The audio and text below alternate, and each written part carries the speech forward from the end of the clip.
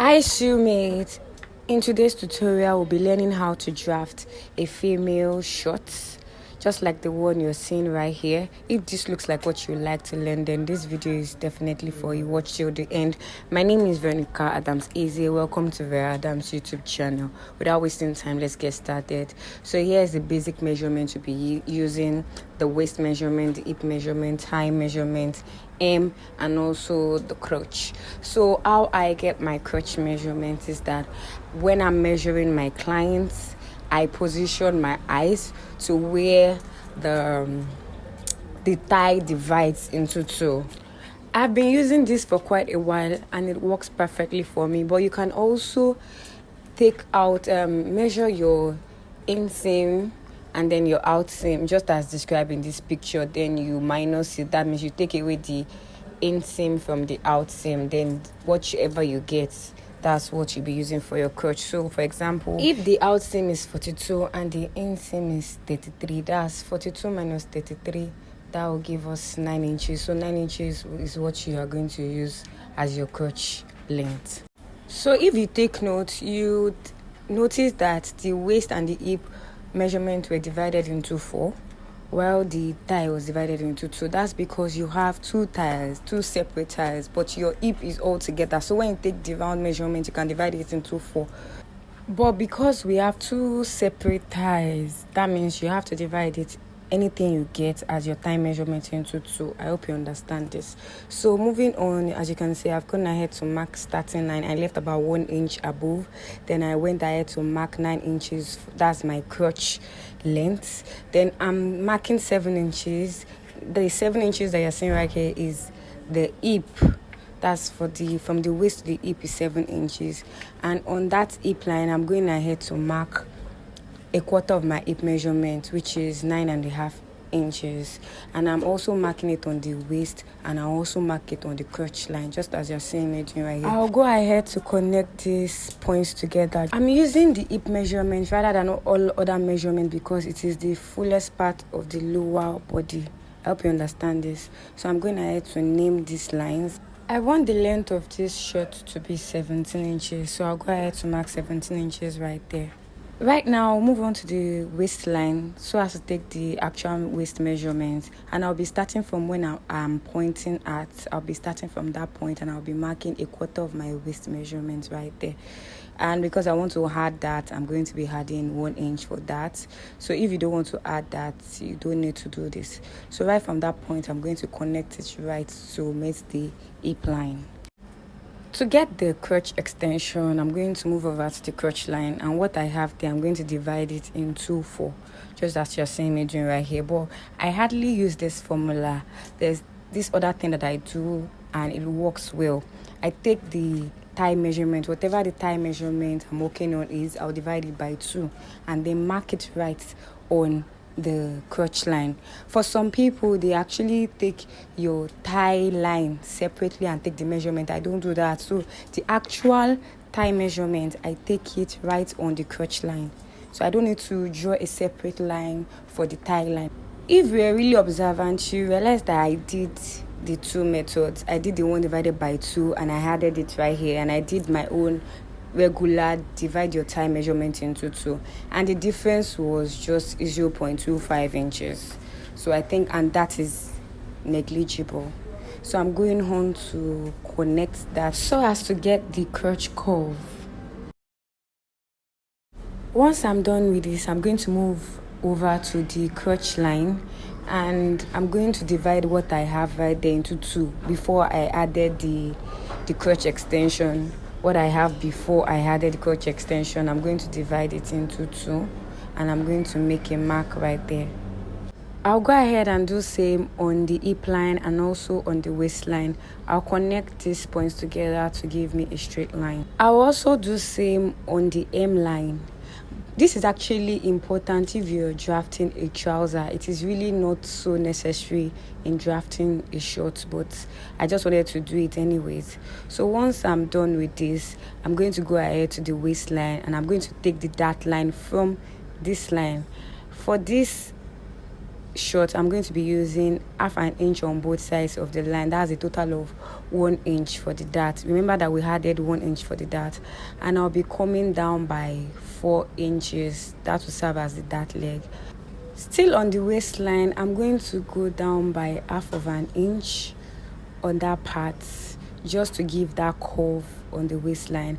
And right here on this other side where you have the waist curve, I'm going to come up by half of an inch. So I went down by half of an inch on the other side, and here I'm coming up by half of an inch, and I'm connecting it as you're seeing me doing here.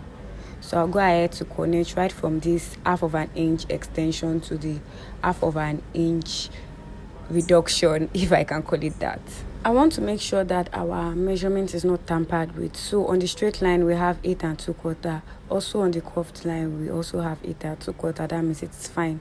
So moving on, I'm going down to the M, and what I want on the M is 10 inches. That's 20 inches. Remember our measurement, 20 inches divided by 2. Remember that is the tie and the M that is divided into 2.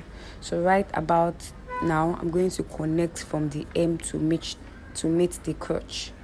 So because we have a reduction on the crotch line because of the half inch that we came by on the waistline, I'm going to go ahead to add back that half inch so that it doesn't become too tight around the crotch area. So I'm adding back the half inch right here, and then I can go ahead to connect together.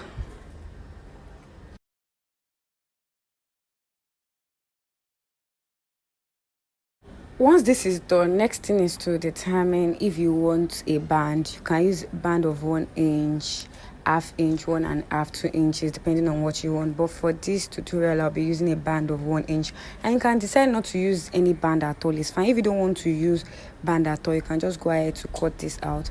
But because I'll be using a band, I'm going ahead to mark 1 inch as so, and I'll connect together. You can actually do this band reduction before you do that half of an inch going in and half of an inch coming up at the side. So whichever works for you. So I've gone ahead to mark that out. So now we have a new waistline. Now I can start cutting out right from the top to the bottom. Please watch closely.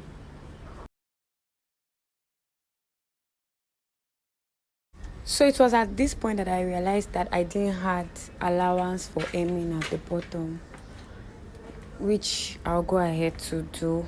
But before I do that, I'm going to cut out this flap. You already have this on the paper, so even if you're cutting the fabric, you have something like this. Then I'll go ahead to fold it to 2. Then I want 1.5 inches of it. Then I can cut out just like this. So this flap will be 2 pieces, one for the left side and one for the right side.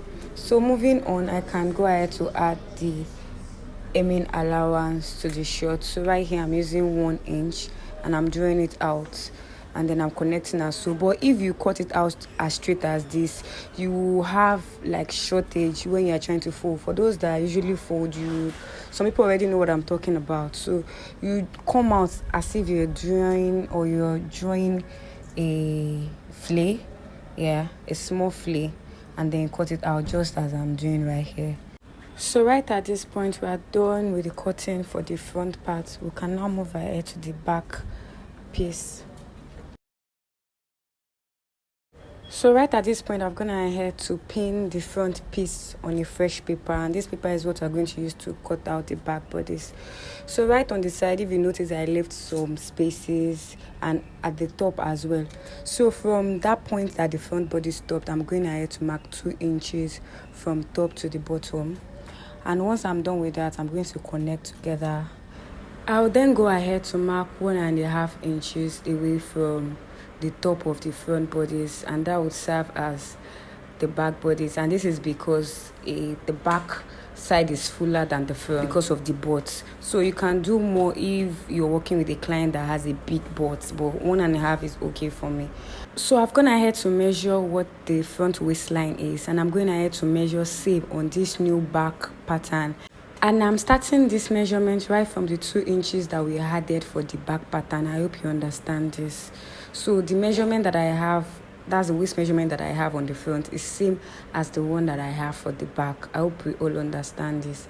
So I'll go ahead and connect this together at the point where I left 1.5 inches at the top. If you have any question on this, please do not hesitate to ask. Just drop it in the comment section and I'll respond to you. So moving on, I'll come down by 1/2 inch from the front crotch, and then I'll take 1/2 inch round for the back piece from that point down to the hem.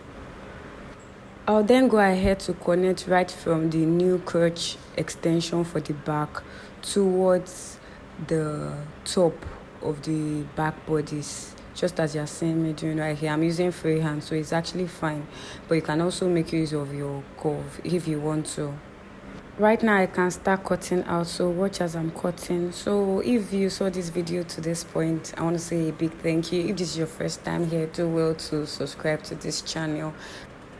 Do well to give this video a thumbs up if you found it useful, and if you have any question, do not hesitate to drop it in the comment section like I said earlier, and turn on your notification bell so that you get notified each time I upload a new video. Share to family and friends that are also sewing so that they can also learn one or two as well. Right here on the back piece, I'm also going to go ahead to draw out the dart because the dart measurement was also added. So this is what I'm doing right here. I'm adding the dart. The dart is also 1/2 inch on both sides. So at this point, we're done with the back bodies, and also here's the front bodies as well. So at the end, you have 2 pieces for the front bodies and 2 pieces for the back bodies. And now we've come to the end of this tutorial. I will see you in my next one. Bye.